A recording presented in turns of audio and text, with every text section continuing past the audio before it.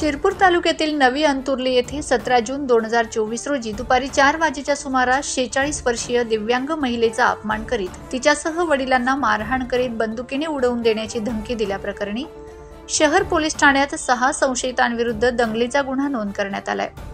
सदर घटना ही शिरपूर तालुक्यातील नवी अंतुर्ली गावात घडली आहे। या प्रकरणी रंजना पिरण शिरसाट वय 46 या महिलेने तक्रार दाखल केली, तर शहर पोलीस ठाण्यात संशयित दीपक रघुनाथ शिरसाट, दिलीप राघू शिरसाट, कृष्णा उत्तम शिरसाट, जगन राघू शिरसाट, वैशाली प्रवीण शिरसाट, बेबाबाई अशोक शिरसाट यांच्या विरुद्ध गुन्हा नोंद करण्यात आला।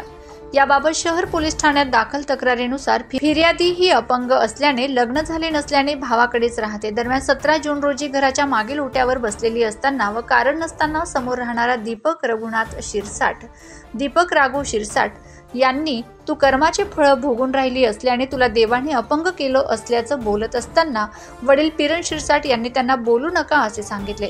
त्याचा त्यांना राग आल्याने त्यांनी वडिलांना हाताबुक्क्यांनी मारहाण करणे सुरू केले।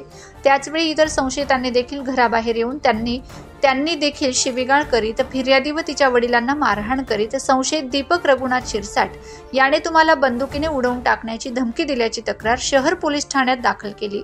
पुढील तपास police head constable Rajendra Rokade करीत आहेत।